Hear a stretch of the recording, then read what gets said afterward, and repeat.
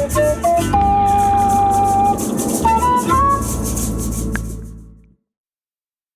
welcome to Fluketronic and welcome back to the Exploring the Clarii mini series. Today we're going to be looking at a feature that is very handy, very cool, and you don't see it in a whole lot of wind controllers, and that is the feature of adding your own custom fingerings. So we'll see how that works in the app and what that can do for you. All right, so you can do this in the iPad app called Jamkoo or the clariimini app. And I'm going to just use the Clarii app. So let's just go in there now. And a little bit funky because it's kind of have to expand it to get the full thing there. All right, but you can see that it automatically detected the mini and connected there. If that doesn't happen, you can just click the blue button there and make sure you're connected over Bluetooth. So make sure you're set up for Bluetooth MIDI on the Mini. Okay, so the way you get to the custom fingerings is you click on the blue button and you see here I'm connected to the Mini, and you go into Clarii settings, and here you can basically get to all the settings that you have from the onboard menu system. So you can see all the settings I've got here. I'm currently in an E flat mode. Let's change that back to C. I've got an octave shift. Let's go ahead and get rid of that. All right, so I'm in fingering mode, sax. So that's your base fingering mode, and in your custom fingering mode, so here is where you're going to add custom fingerings. Now, I'll just show you the way this works, and then we'll kind of talk about why you would want to do this.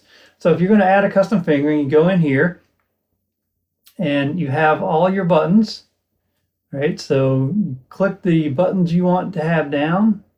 Now, the plus and minus are always hard-coded to just plus and minus, so you can't pick those, but the main 7 buttons there, you just pick your fingering, and then you're going to pick a note. So I won't save this here. I'll just go in and look at some of the ones I've done already. All right, so I can go back into this one.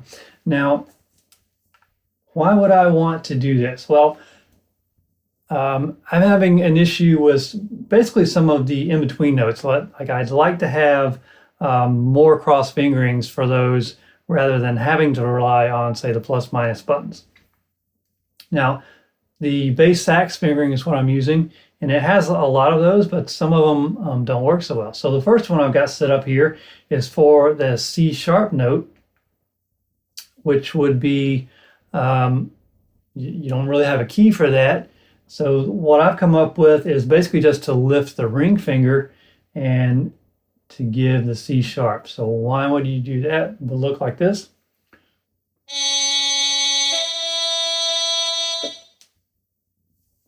Now your normal sax fingering would actually give you an E flat, not a D flat. So to combat that, I've added this one for E flat, and that's coming down from kind of F flat, right? So the normal fingering would give you an F flat, which would be E there, but I've changed that to be an E flat.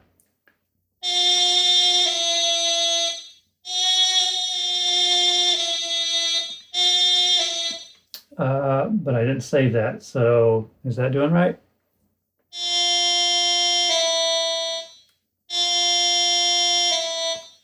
No, it is not. So you have to come back out of settings.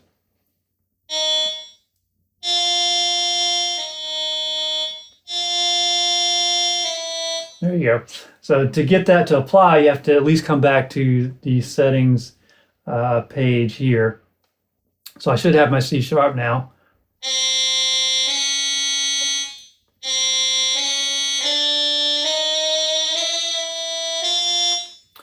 Yep. All right. So what else do I have here? Well, I've got in the upper left hand, I've got a couple of alternates for the G sharp note. So for that one, your typical G sharp note, or A flat, I guess you would really think, because if you're fingering A and you put this one down, you would get an A flat. But this one doesn't work, so why not? So I added a custom fingering to get A flat with that fingering. So another one I wanted was some kind of fingering down from C. So if you're hitting the high C note, typically if I drop the ring finger, that did nothing. And so I decided to do a B flat there. You could also argue maybe B natural would be a good note. So, you know, if you needed a trill from C to something,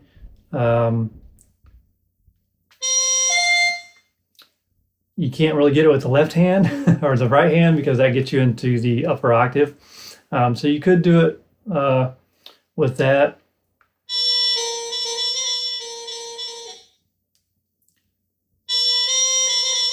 But you can also get B to C with the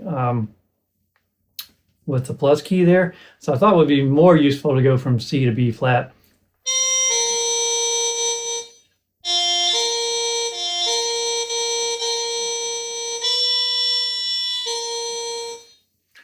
So that's what I did.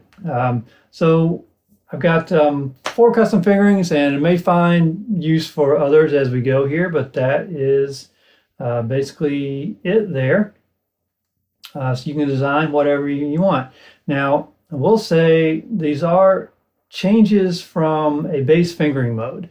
So I haven't tried to, you know, come up with like a completely unique fingering mode. So like if you wanted to say, play it like a Native American flute or something, which I might try that at one point, but for today, I think that's all we will do. And there you go. Catch you next time.